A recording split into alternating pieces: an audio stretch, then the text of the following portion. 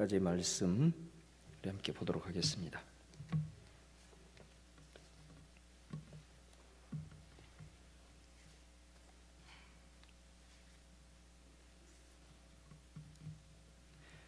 누가복음 9장 10절에서 20절 말씀입니다. 우리 합독하도록 하겠습니다. 시작.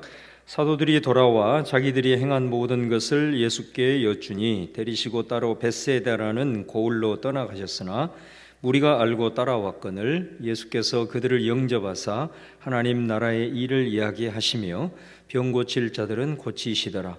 날이 저물어 가매 12 사도가 나와 여짜오되 우리를 보내어 두루 마을과 촌으로 가서 유하며 먹을 것을 얻게 하소서. 우리가 있는 여기는 빈들이니이다.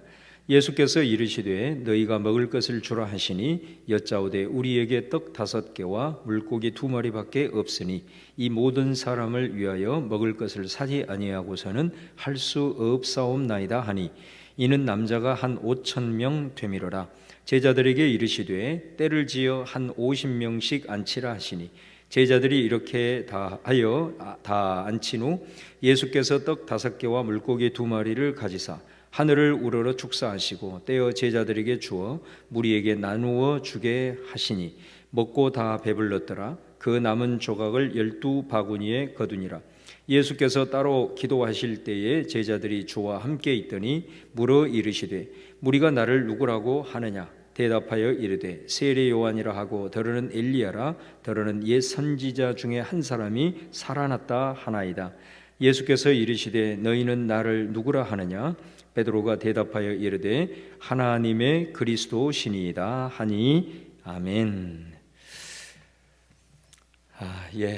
오늘 우리 대전 지역에 그 코로나가 2단계로 격상이 돼서 이제 좌석의 20%를 이제 하는 지금 방안이 내일 오늘 밤 12시부터 이제 시작이 된다고 합니다. 여러분들 수칙을 좀 잘 지켜주시고 항상 또 일상생활을 하거나 또 교회 오실 때 항상 조심 또 조심 이렇게 하시고 그럼에도 불구하고 이렇게 나오셔서 함께 예배하게 되면 감사를 드립니다. 늘 이렇게 또 예배를 위해서 섬기는 우리 찬양팀 너무 감사드리고 또 우리 방송팀 감사드립니다.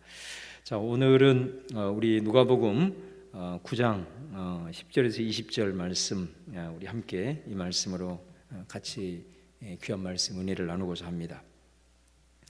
어떤 주일학교 선생님이 학생들에게 그 구약의 홍해 도하 사건을 이렇게 이제 설명을 하면서 이스라엘 백성들이 출애굽을 할 때 홍해 바다를 건넜는데 그 홍해 바다를 건넌 게 아니고 사실은 갈대 바다를 건넌 것이다 이렇게 얘기를 한 겁니다. 공교롭게도 그 영어 표현도 보면은 홍해 그러면 붉은 바다 Red Sea잖아요. 근데 이 갈대 바다 그러면은 E가 하나 더 붙어요. Red Sea 이렇게 되거든요. 그래서 홍해 바다를 건넌 게 아니고 갈대 바다는 그 6인치에서 한 8인치 정도 된다고 그래요. 그러니까 우리 한 무릎 정도 오는 그 정도 바다를 건넌 것이라. 그래서 홍해 사건은 기적이 아니고 우리가 충분히 이렇게 설명이 될 수 있는 거란다. 그렇게 이제 얘기를 한 거예요. 그랬더니 그 말을 들은 한 학생이 선생님에게 이렇게 말을 했습니다. 와, 그런 엄청난 기적이 있습니까? 이렇게 얘기를 한 거예요. 분명히 기적이 아니라고 그랬는데 기적이라고 그러니까 이 선생님이 오히려 당황을 하게 된 거예요. 기적이 아니라니까? 이제 이렇게 얘기를 한 거죠. 그랬더니 이 학생이 하는 말이 아니 우리 무릎밖에 안 차는 그곳에 이스라엘 백성들은 다 한 사람도 안 죽고 건넜는데 아니 어떻게 무릎밖에 안 차는 그곳에서 쫓아오는 애국 군대는 다 죽었습니까? 그것이 기적이 아니고 무엇입니까? 그렇게 얘기를 했다고 합니다.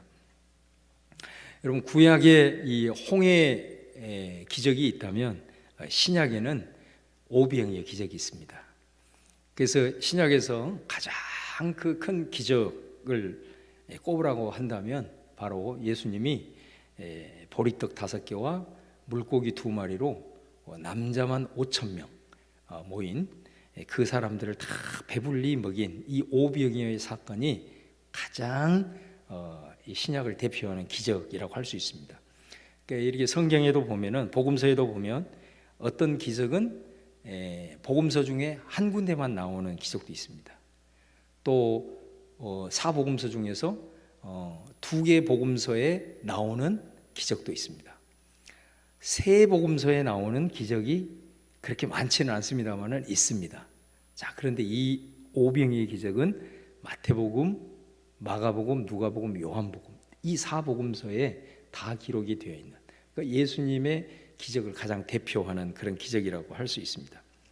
여러분, 이 예수님께서 이 떡 5개와 이 생선 2마리를 가지고 5,000명이나 되는 사람들을 배부르게 먹이고 그 음식이 12바구니나 남았다. 여러분, 이 기적에 대해서 여러분 어떻게 생각하십니까? 자, 오늘 이 말씀을 우리가 함께 여러분과 상고하기를 원합니다. 오늘 말씀을 통해서 또 주님께서 우리에게 주시는 귀한 음성을 우리 함께 들을 수 있기를 바라겠습니다. 자, 먼저 우리 10절 말씀을 한번 보시면요, 10절 말씀 같이 다시 한번 봉독하겠습니다. 성경을 우리 같이 입을 열어서 큰 소리로 같이 봉독합니다. 시작. 사도들이 돌아와 자기들이 행한 모든 것을 예수께 여쭈니 데리시고 따로 벳세다라는 고을로 떠나 가셨으나. 9장 1절 말씀 이하에 보면은 예수님께서 그 제자들에게 권능을 주시죠. 병 고치는 권능도 주시고 귀신 쫓아내는 권능도 주시고, 그래서 그 제자들을 파송을 합니다.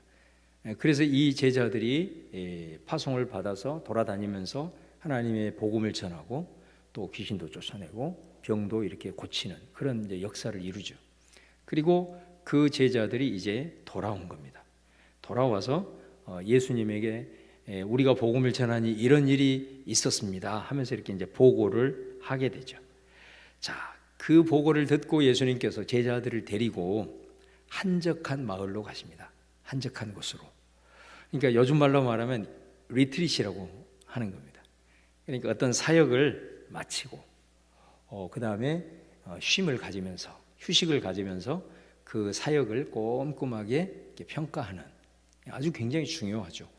우리가 일 열심히 하고 이런 어떤 쉼과 또 쉼을 통해서 그것들을 꼼꼼하게 이렇게 평가하지 아니하면 다시 그 일을 할 때에 전혀 도움이 되지 않기 때문에 이 리트릿이 아주 중요한 거죠. 예수님도 제자들이 가서 하나님의 나라의 복음 사역을 감당을 하고 그 다음에 그들이 보고를 듣고 또 예수님이 그들을 데리고 한적한 곳에 가셔서 아마 리트릿을 하려고 했던 것이 아닌가 싶어요.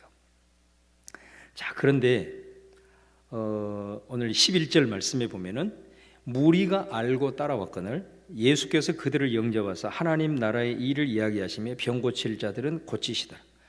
그러니까 예수님이 한적한 곳으로 제자들과 함께 갔는데 어떻게 알고 사람들이 또 예수님을 따라온 거예요. 예수님을 여기까지 알고 따라온 거예요. 그러자 예수님이 그들을 멀리하지 않으시고 또 그들을 또 다 받아주세요. 그래서 그들에게 또 복음 전하고 그들의 연약함을 또 치유해 주시는, 참 예수님은 이렇게 쉼도 필요하지만은 우리 예수님 보면은 얼마나 그 참 영혼들을 많이 사랑하신 것 같아요. 그들의 필요를 먼저 앞세워서 해결해 주시는 예수님의 모습을 보게 됩니다. 근데 이게 시간이 지날수록 사람들이 점점 늘어나는 거예요. 우리 표현으로 얘기하면 진짜 구름대처럼 이제 몰려들기 시작한 거죠. 또 그러니까 벌써 남자만 5,000명이니까 처음에는 뭐 이렇게 수십 명이 왔다 하더라도 계속해서 사람들이 이제 몰려오는 것입니다. 그러자 12절 말씀에 보면 날이 저물어 가매 12사도가 나와 여짜오되 무리를 보내어 두루 마을과 촌으로 가서 유하며 먹을 것을 얻게 하소서. 우리가 여기는 빈들이니이다. 날이 저물어 가는데 사람들이 갈 생각을 안 하는 거죠. 이제 분명히 여기는 마을과는 좀 동떨어져 있는 빈들이기 때문에 이제 제자들이 좀 걱정이 되기 시작하는 겁니다. 그래서 예수님에게 해도 점점 저물고 있으니 저들을 좀 보내시고 그래야 저들이 마을에 가서 좀 욕이라도 할 게 아닙니까? 이 근처에는 이렇게 먹을 데가 없습니다 하고 예수님에게 이제 얘기를 한 거예요. 근데 예수님이 9장 13절에 뭐라고 얘기하냐면 예수께서 이르시되 너희가 먹을 것을 주라 이렇게 말씀하십니다. 그러니까 아주 예상 외의 얘기를 하시는 거예요. 예수님이 너희가 먹을 것을 주라. 그러니까 좀 황당한 말씀일 수도 있는 거예요, 이게. 그러니까 왜냐하면 여기 지금 모여 있는 사람 수가 14절에 보면은 남자만 5천 명이니 거기에 분명히 여자도 있었을 것이고 또 어린아이들도 있었을 것이고, 그래서 보통 15,000에서 2만 명 얘기를 하지 않습니까? 그러니까 이런 요즘도 이런 군중이 쉽지 않은데 엄청난 무리가 아무튼 모여 있는 거죠. 근데 예수님이 제자들이 이 사람들을 보내야 되지 않겠습니까? 그랬더니 너희들이 먹을 것을 주라 이렇게 예수님이 말씀을 하신 거예요. 그러니까 이게 제자들이 받아들였을 때는 이거 예수님이 지금 우리한테 농담을 하시는 건가? 이렇게 생각을 하겠죠. 그러나 예수님이 이런 농담을 하시겠어요? 분명히 어떤 의도가 있는 것 같은데, 그러니까 예수님이 아무튼 이렇게 말씀을 하시는 거예요. 예수님이 도대체 왜 이런 말씀을 제자들에게 했을까? 자, 우리는 예수님의 이 말을 어떻게 받아들여야 할까? 이 같은 사건을 기록하고 있는 요한복음에 보면 이렇게 설명을 해놨어요. 예수께서 눈을 들어 큰 무리가 자기에게 오는 것을 보시고, 거기에는 이제 제자 이름이 나와요. 빌립이라는 제자 이름이 나옵니다. 빌립에게 이르시되 우리가 어디서 떡을 사서 이 사람을 먹이겠느냐? 그러면서 6절에 뭐라고 얘기하냐면, 이렇게 말씀하시면 친히 어떻게 하실지를 아시고 빌립을 시험하고자 하심이라. 그러니까 예수님이 오늘 본문의 표현으로 보면은 너희들이 먹을 것을 나눠줘 이렇게 말씀을 했고, 요한복음의 표현을 보면은 우리가 떡을 사서 이 사람을 어떻게 먹이겠느냐 이렇게 질문을 하신 거예요. 그런데 그 질문하시는 그 의도가 뭐였느냐? 빌립을 시험하고자 했다 이 말이에요. 빌립을 시험하고자 했다. 어떤 시험일까요? 그것은 바로 믿음의 시험이죠. 믿음. 그들의 믿음을 테스트하기 위해서 예수님이 이 질문을 던졌다라는 겁니다. 자, 그랬을 때 오늘 본문의 제자들은 어떤 반응을 했냐면 13절을 다시 보시면, 너희가 먹을 것을 주라 하시니 여짜오되 우리에게 떡 5개와 물고기 2마리밖에 없으니 이 모든 사람을 위하여 먹을 것을 사지 아니하고서는 할 수 없사옵나이다 이렇게 말합니다. 그러니까 우리에게는 5병 이외밖에 없으니 이 사람들이 다 먹으려면은 우리가 음식을 사야 하는데 그게 가능하겠습니까? 마가복음하고 요한복음에 보면요, 이게 제자들이 대답을 하면서 구체적인 액수가 나옵니다. 그러니까 예수님의 말씀을 듣고 이 사람들은 바로 계산기를 때리는 거예요. 그 뭐라고 하면, 이 사람들을 먹이려면 200데나리온은 있어야 되겠습니다. 1데나리온이 한 사람의 노동자의 하루 품삯이니까 엄청난 사실 큰 돈이잖아요. 이게 이 정도는 있어야 그래도 이 사람들의 입이라도 좀 풀칠을 할 수 있겠습니다 이렇게 얘기를 해요. 그러니까 제자들의 반응은 뭐였느냐? 우리는 이들을 먹일 수 없습니다. 이곳에 음식을 파는 데도 없고 그럴 만한 돈도 없고 우리는 불가능합니다 이렇게 대답을 한 거죠. 예수님이 이 질문을 하신 그 이유를 다시 한번 생각을 해봅니다. 분명히 이들의 믿음을 시험하기 위함인데, 제자들은 어떻게 보면 불신앙적인 발언을 서슴없이 하고 있는 거죠. 그리고 계산을 하고 있는 거죠. 계산기를 두드리고 나서 이건 안 되겠습니다 하고 예수님에게 얘기를 한 거예요. 여러분, 우리가 믿음이라고 얘기를 할 때, 여러분 믿음이 무엇입니까? 믿음이라고 하는 것은 어떤 상황을 바라볼 때, 어떤 현실을 우리가 바라볼 때 그 상황을 판단하고 그것을 바라볼 때 그것을 내 관점, 그리고 내가 가지고 있는 이해, 내 수준에서 판단을 하는 것이 아니고요, 믿음이라고 하는 것은 하나님의 관점으로, 하나님의 수준에서 그 상황과 현실을 바라보고 판단하는 것을 믿음이라고 하는 거죠. 이 제자들이 하는 것은 믿음이 아닙니다. 이거는 우리가 모르겠어요, 개개인의 판단일 수 있겠지만 보통 사람들이 일반적으로 생각하는 판단을 상식이라고 그러잖아요. 그러니까 제자들이 얘기하는 것은 상식일 수는 있어도 이것을 믿음이라고는 하지 않죠. 그러니까 제자들에게는 믿음이 없었다라는 것은 뭐냐면 예수님의 이 질문을 받았을 때 자신들의 수준으로 생각을 했다.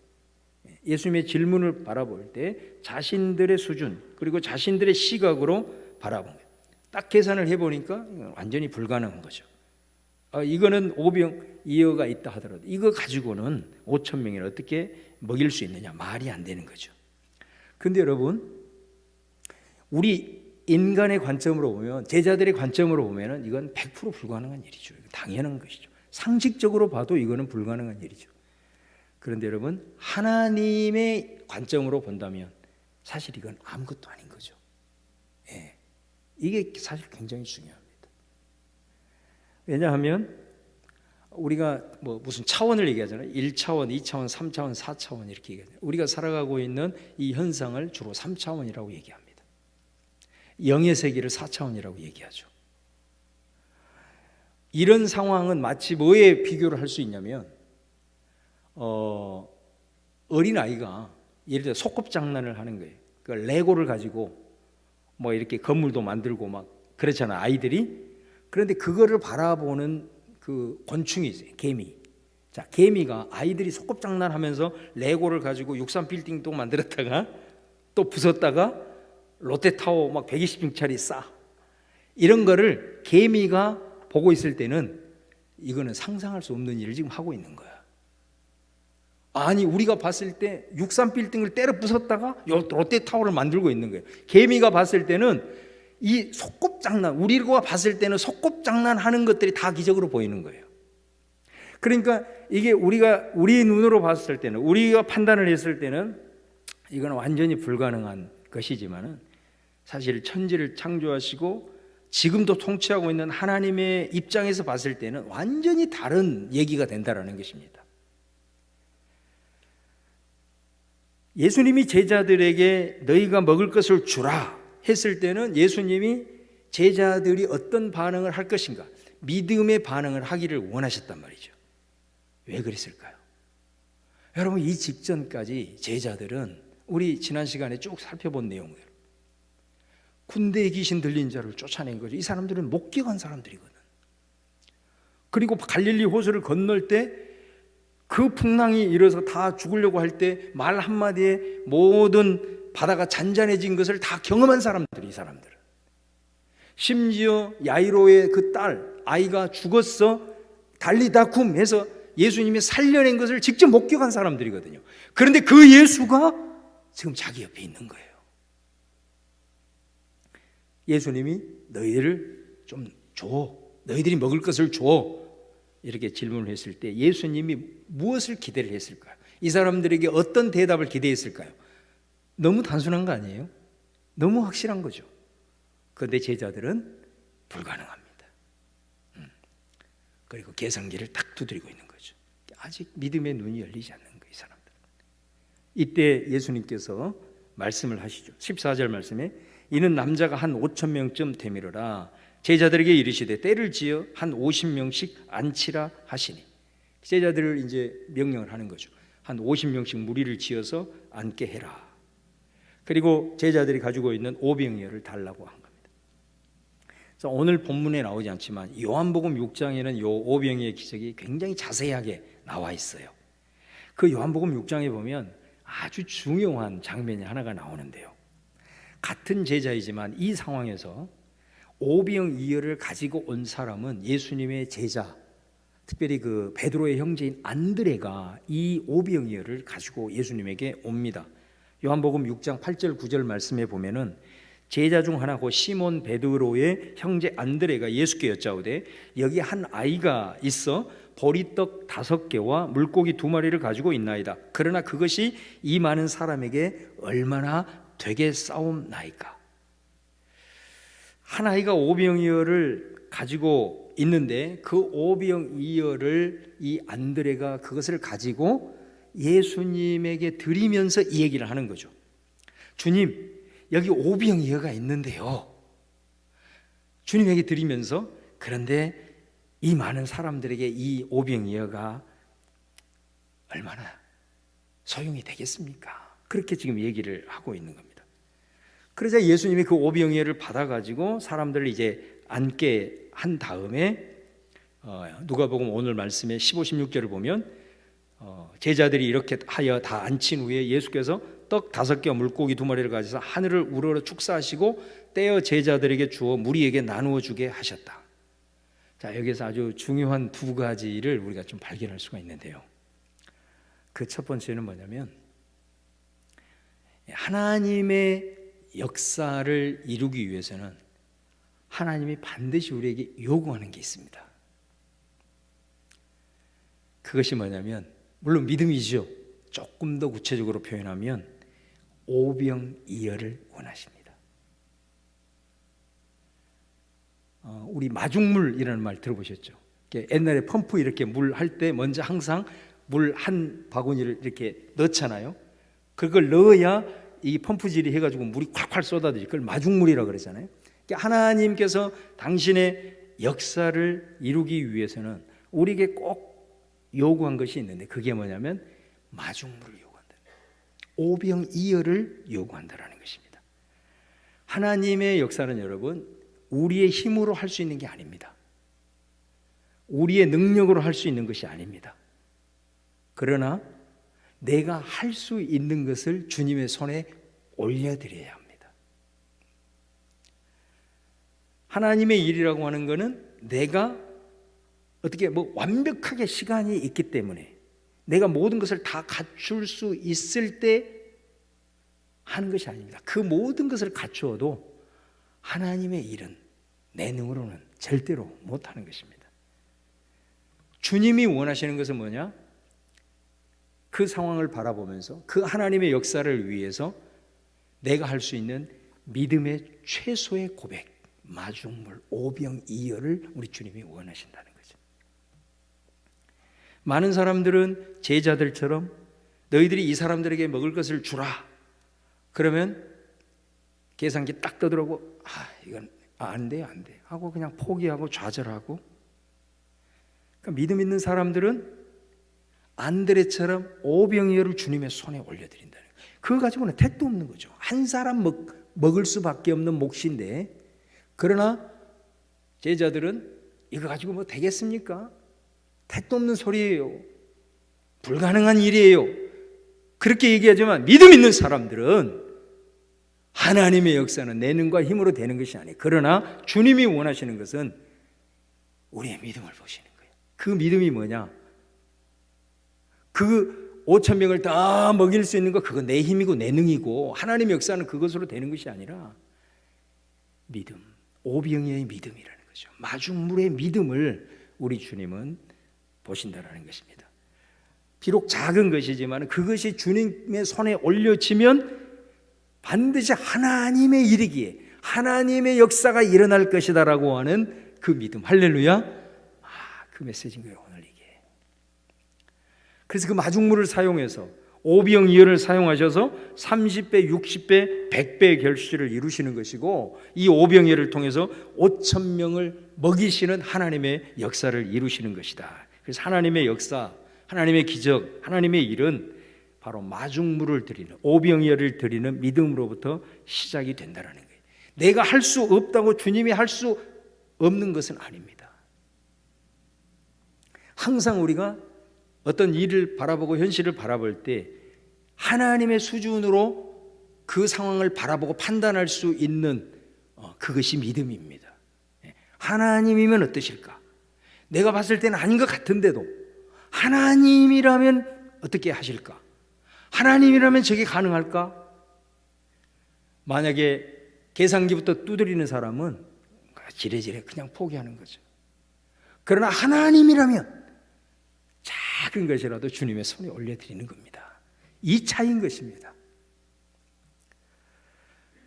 여러분, 두 번째는 예수님이 이 오병이어를 제자들에게 나누어 주라고 하셨습니다. 이것도 굉장히 중요한 포인트입니다. 그러니까 예수님이 이제 축사하셨죠. 이 축사한다는 것은 헬라 원문에 보면 감사 기도 드린 겁니다. 하나님께 감사 기도를 드리시고 난 다음에 빵을 떼셨습니다.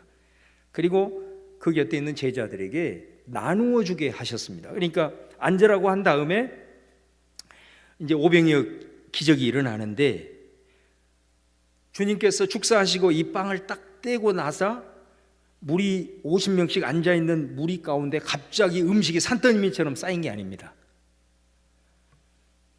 예수님이 떼면서 이거를 제자들 너희들이 이거를 무리들이 모여있는 그곳에 나누어 전달을 해라, 그렇게 말씀을 하셨다는 것입니다.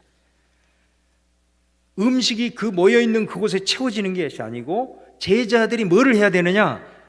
나누는 수고를 해야 되는 거예요. 나누는 수고를 해야 되는 거예요. 전달을 해야 되는 거예요.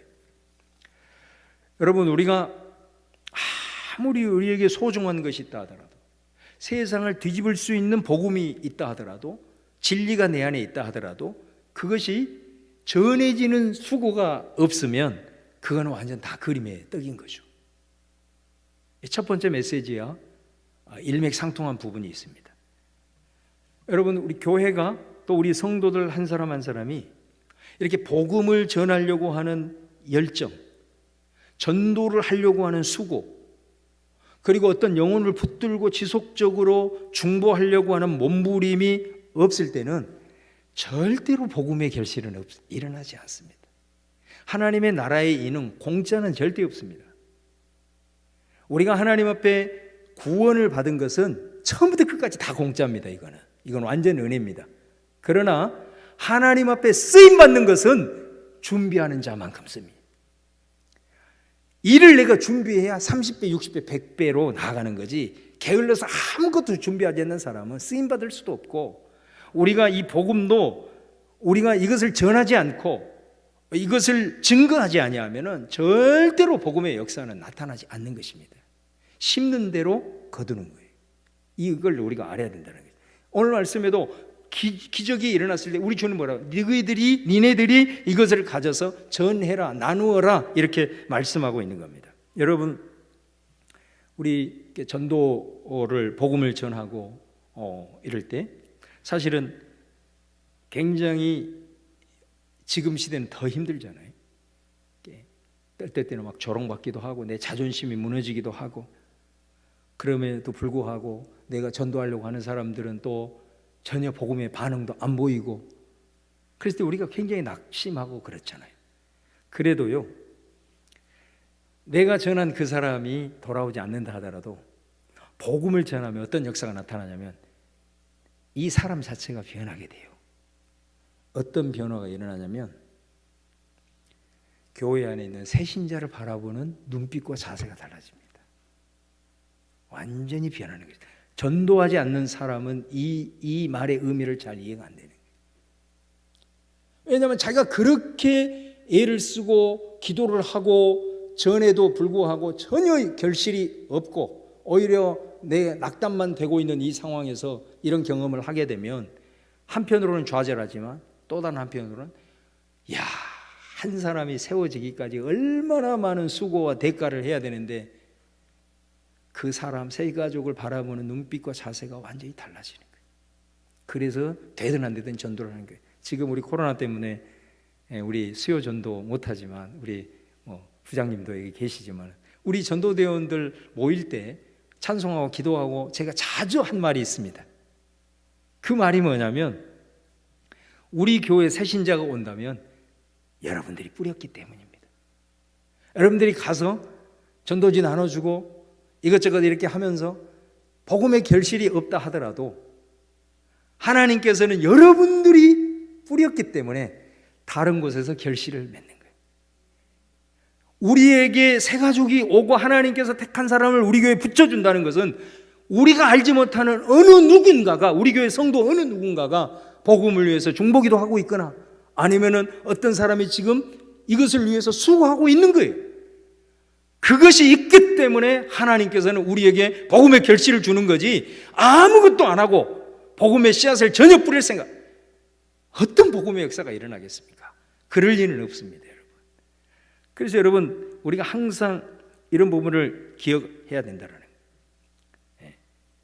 심지 아니하고 거두지 아니하고. 여러분, 그 달란트 비유에서도 정확하게 나타나잖아요. 한 달란트 받은 사람이 마지막 날 주님 앞에 나왔을 때 주님이 너 왜 안 남겼냐? 그러니까 한 달 동안 뭐라고 얘기해요? 아이고, 주인은 엄한 사람이라 심지 않은 데서도 거두고 뿌리지 않는 데서도 거둔 분인 줄 나는 알았기 때문입니다. 자기는 아무것도 안 해도 주인은 뿌리지 않는 데서도 거둘 수 있는 사람이라고 그렇게 여겼다는 거예요. 어떻게 보면 굉장히 믿음이 좋은 것처럼 얘기하는데 우리 주인은 뭐라고 얘기하냐면 게으르고 악한 종아. 차라리 그럴 바에는 네가 은행에라도 맡기는 수고를 했어야지. 아무것도 안 하고 주님이 알아서 하겠지, 누군가가 알아서 하겠지. 악하고 게으른 거예요. 그거는 그런 사람 교회는 쓰지 않아요. 어찌하든 우리가 하나님이 우리를 동력자로 여긴다는 것은 하나님의 일을 감당할 때는 믿음의 시각, 또 하나는 되든 안 되든 우리가 그 복음의 씨앗을 뿌리는 수고와 그 나누어주는 수고를 해야 돼. 그것은 우리의 몫이어야 한다라는 것입니다. 9장 17절 말씀에 보면은 먹고 다 배불렀더라. 그 남은 조각을 12바구니에 거두니라. 그러니까 음식을 다 이제 배불리 먹었습니다. 12바구니가 남았습니다. 완전히 이거는 뭐 잔치 수준도 이런 잔치 수준이 없습니다. 모든 사람들이 다 만족해진 거예요. 자, 이 오병의 기적이 있는 다음에 예수님이 따로 가서 기도를 하셨다. 18절에 그렇게 말합니다. 따로 기도하실 때에 거기에 제자들도 있었어요. 그 제자들에게 주님이 이렇게 묻습니다. 사람들이 나를 누구라 하더냐? 그때 제자들이 뭐라고 대답하면 19절 말씀에 세례 요한이라고, 더러는 엘리야라고, 어떤 사람은 옛 선지자 중에 한 사람이 다시 살아났다 이렇게 말합니다. 그때 주님께서 20절에 그러면 너희는 나를 누구라 하느냐 이렇게 다시 묻습니다. 너희는 나를 누구라 하느냐? 그랬더니 베드로가 하나님의 그리스도이시니이다.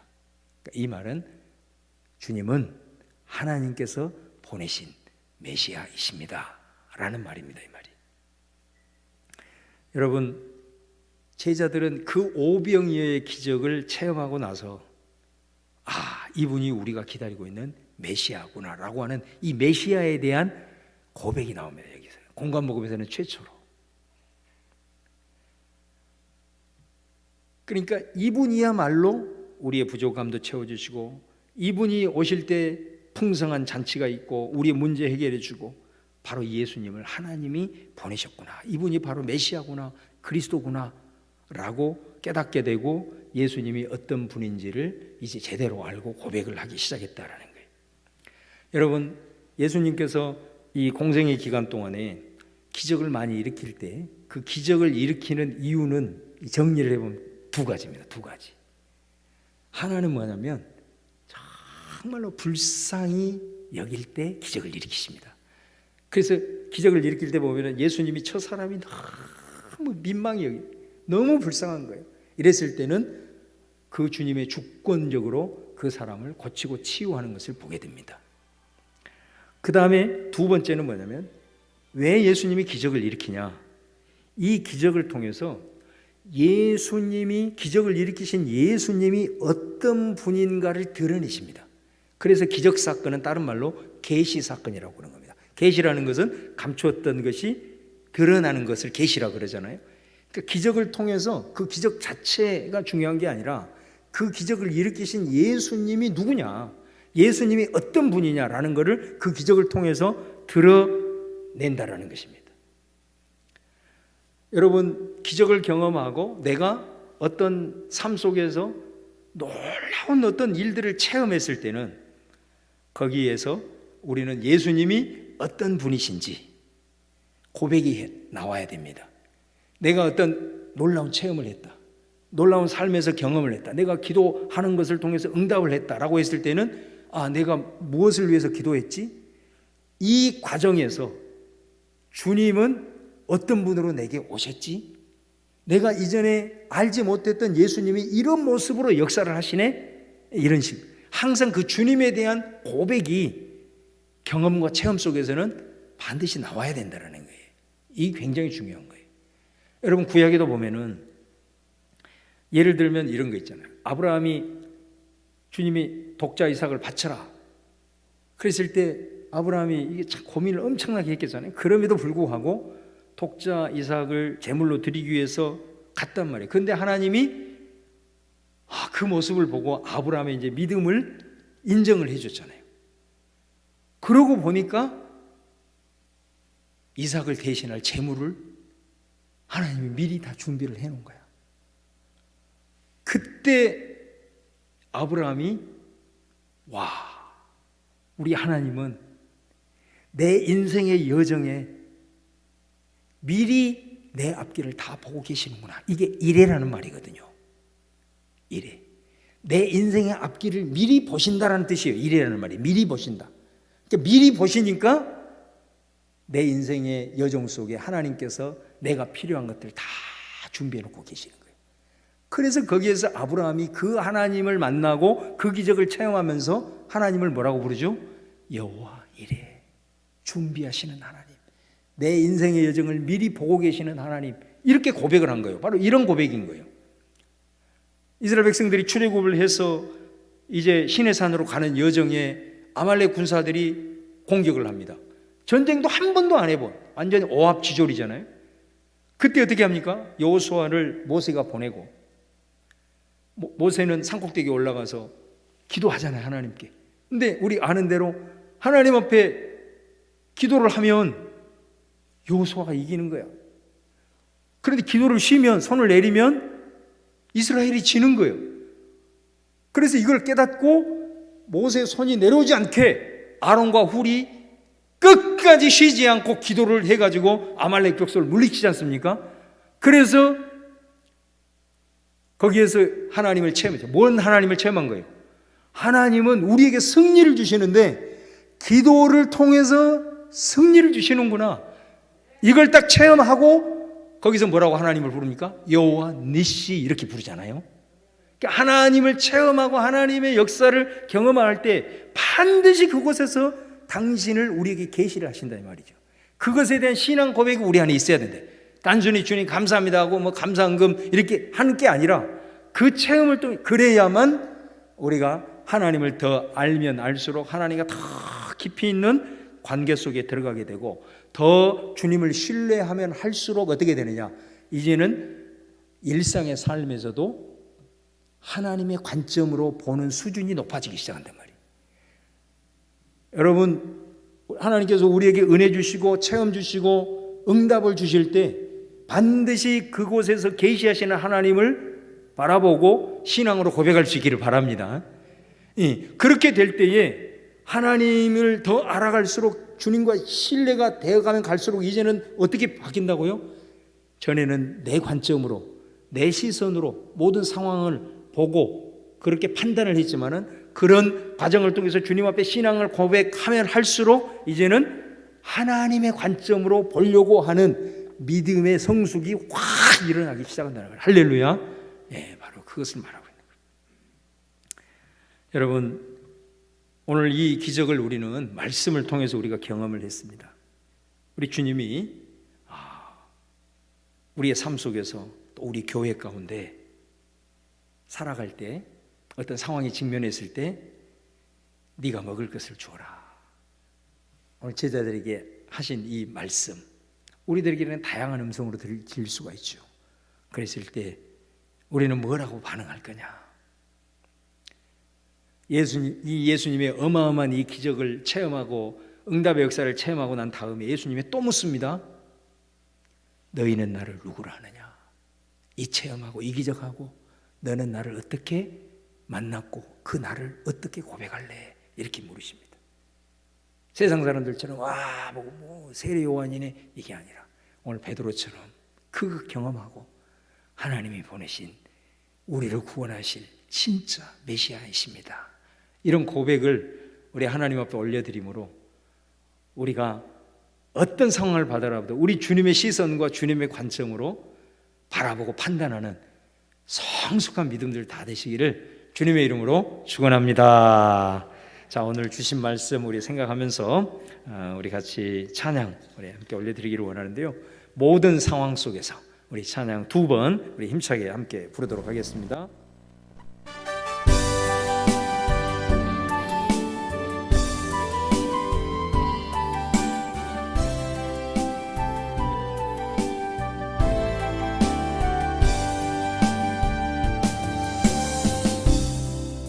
모든 상황 속에서 주를 찬양할지라. 주는 너의 큰 상급, 큰 도움이시라. 주의 얼굴 구할 때 주의 영을 부으사 크신 사랑 안에서 주를 보게 하소서.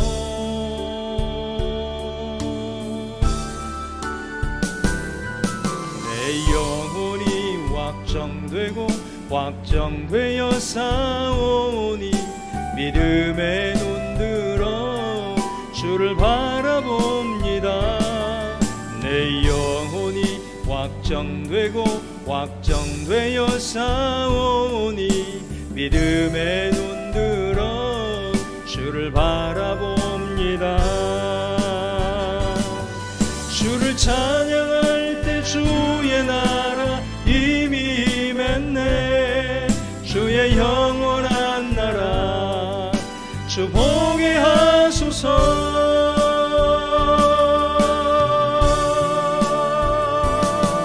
내 영혼이 확정되고 확정되어 싸우니 믿음의 눈 들어 주를 바라봅니다.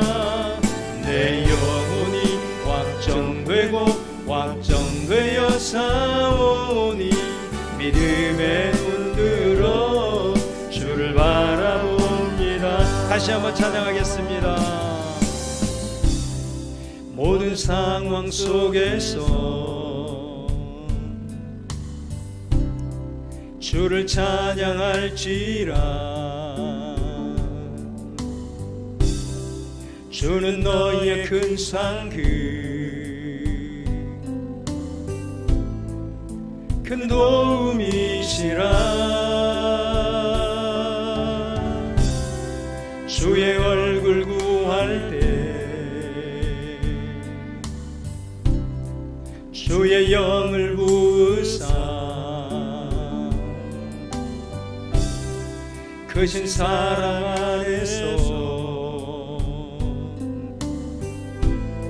주를 보게 하소서. 내 영혼이 확정되고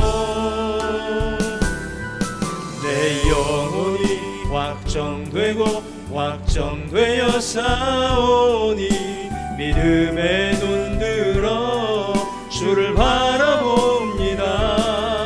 내 영혼이 확정되고 확정되어 싸우니 믿음의 눈 들어 주를 바라봅니다. 주를 찬양할 때 주를 찬양할 때 주의 나라 이미 임했네. 주의 영원한 나라 주 보게 하소서.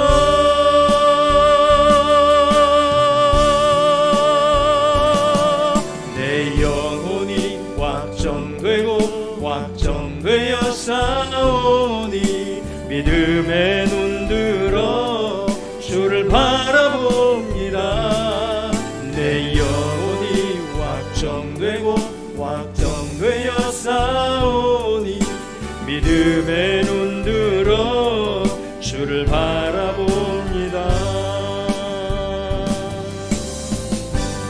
아멘. 기도하겠습니다. 주님께서 내게 말씀하실 때에 믿음의 눈을 열기를 원합니다. 내 관점으로 주님의 일 판단하지 않게 하시고 계산기 두드리는 자 되지 않게 하시고 주님의 일이라면 주님 내 것은 너무 작지만 마중물을 오병이어를 주님의 손에 올려드릴 수 있는 믿음의 사람들 되게 하여 주시옵소서. 하나님의 역사를 하나님의 복음을 나누고 뿌리고 심는 수고를 하는 우리 모든 주의 성도들 되게 하여 주시어서 놀라우신 주님의 역사를 체험하는 삶이 되게 하여 주시옵소서. 아버지 하나님께서 우리에게 하나님의 역사를 이루실 때, 주님의 살아계심을 체험할 때에 아버지 그곳에 반드시 주님을 향한 신앙 고백이 새겨지게 인도하여 주옵소서.